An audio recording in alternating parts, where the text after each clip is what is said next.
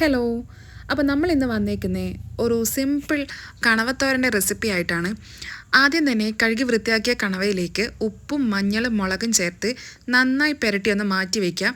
ഞാനൊരു 30 മിനിറ്റ് മസാല പുരക്കി ഇതിനൊന്ന് ഫ്രിഡ്ജിൽ വെച്ചിട്ടുണ്ട്. ഞാൻ മുന്നത്തെ വീഡിയോയിൽ പറഞ്ഞതുപോലെ ഫ്രിഡ്ജിൽ വയ്ക്കുമ്പോൾ മസാല നന്നായി പിടിക്കുന്നതായിട്ട് എനിക്ക് തോന്നിയിട്ടുണ്ട്. അതിനുശേഷം നമ്മൾ ഒരു പാൻ വെച്ച് അതിലേക്ക് വെളിച്ചെണ്ണ ഒഴിക്കുകയാണ് ചെയ്യുന്നത്. വെളിച്ചെണ്ണ ഒന്ന് നന്നായി ചൂടായതിന് ശേഷം അതിലേക്ക് ഞാൻ ആദ്യം കറിവേപ്പിലയാണ് ആഡ് ചെയ്യാറ്. കറിവേപ്പില ഇട്ടതിന് ശേഷം അരിഞ്ഞു വെച്ചിരിക്കുന്ന വെളുത്തുള്ളി ആഡ് ചെയ്ത് അതൊന്ന് നന്നായി ഒന്ന് മൂപ്പിച്ചെടുക്കുക. അതിനുശേഷം നമ്മൾ ഇഞ്ചി ആഡ് ചെയ്യുന്നുണ്ട്. ഇഞ്ചി ആഡ് ചെയ്ത് ഒന്ന് വെളുത്തുള്ളിയുടെ കളർ മാറിയതിന് ശേഷം നമ്മൾ അതിലേക്ക് നീളത്തിൽ അരിഞ്ഞു വെച്ചിരിക്കുന്ന പച്ചമുളക് ആഡ് ചെയ്യുക. പച്ചമുളകും ഒന്ന് നന്നായി മൂപ്പിച്ചതിന് ശേഷം നമ്മൾ സ്ലൈസ് ചെയ്ത് വെച്ച് ഉള്ളി ആഡ് ചെയ്യുകയാണ് ചെയ്യുന്നത്. ഞാനിവിടെ 2 ചെറിയ ഉള്ളിയാണ് എടുത്തേക്കുന്നത്.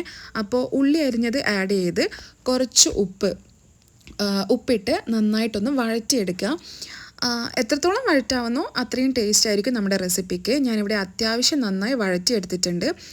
അതിനുശേഷം നമ്മളിതിലേക്ക് ഞാനിവിടെ 2 ചെറിയ സവാളയ്ക്ക് ഞാനിവിടെ 1 തക്കാളി ആണ് എടുത്തേക്കുന്നത്. അപ്പോൾ 1 തക്കാളി കട്ട് ചെയ്തതും കൂടി ആഡ് ചെയ്ത് അതൊന്ന് നന്നായി ഉടച്ചെടുക്കാം.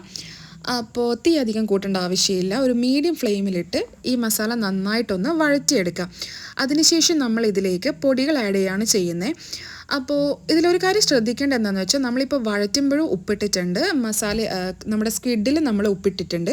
അപ്പോൾ ഉപ്പ് നമ്മൾ ശ്രദ്ധിച്ചിട്ട് വേണം ആഡ് ചെയ്യാൻ. അതിനുശേഷം നമ്മളിതിലേക്ക് മഞ്ഞൾപ്പൊടി ആഡ് ചെയ്യുന്നുണ്ട്. എൻ്റെ എല്ലാ റെസിപ്പിക്കും ഞാൻ അത്യാവശ്യം നന്നായി മഞ്ഞൾപ്പൊടി ആഡ് ചെയ്യാറുണ്ട്. മഞ്ഞൾപ്പൊടിയുടെ ചൊയ എനിക്ക് ഭയങ്കര ഇഷ്ടമാണ്. അപ്പോൾ മഞ്ഞൾപ്പൊടി ആഡ് ചെയ്തതിന് ശേഷം ഞാനിതിലേക്ക് മസാല പുരട്ടി വെച്ചിരിക്കുന്ന കൂന്തൽ ആഡ് ചെയ്ത് അതിനെ നന്നായി ഒന്ന് വേവിച്ചെടുക്കാം. ഞാനിവിടെ അതിനെ വേവിച്ചെടുക്കാൻ വേണ്ടിയിട്ട് കുറച്ച് വെള്ളം ആഡ് ചെയ്യുന്നുണ്ട്. അപ്പോൾ വെള്ളം തിളപ്പിച്ച വെള്ളമാണ്. അപ്പോൾ കുറച്ച് വെള്ളം ആഡ് ചെയ്ത് അതിലേക്ക് കുറച്ച് ഗരം മസാലയും ഇട്ട് അതിനെ ഒന്ന് നന്നായി വേവിച്ചെടുക്കാം.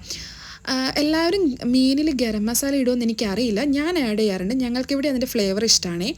അപ്പോൾ അത് കഴിഞ്ഞ് അതൊന്ന് പകുതി വെന്തതിന് ശേഷം നമ്മൾ അതിലേക്ക് കുറച്ച് തേങ്ങ ചിരവിയതും കൂടി ആഡ് ചെയ്ത് അതിനെ നന്നായിട്ടൊന്ന് വഴറ്റിയെടുക്കാം. അതിൽ വെള്ളമൊക്കെ ഒന്ന് വറ്റിക്കഴിഞ്ഞാൽ നമുക്ക് ഗ്യാസ് ഓഫ് ചെയ്യാവുന്നതാണ്. നമ്മുടെ റെസിപ്പി ഇവിടെ റെഡി ആയിട്ടുണ്ട്. അപ്പോൾ ഇത്രയേ ഉള്ളൂ. അപ്പോൾ എല്ലാവരും ഒന്ന് ട്രൈ ചെയ്ത് നോക്കുക. ഇഷ്ടപ്പെടുവാണെങ്കിൽ കമൻറ്റ് ചെയ്യണേ. അപ്പോൾ പുതിയൊരു വീഡിയോയുമായി വീണ്ടും കാണാം. ബൈ.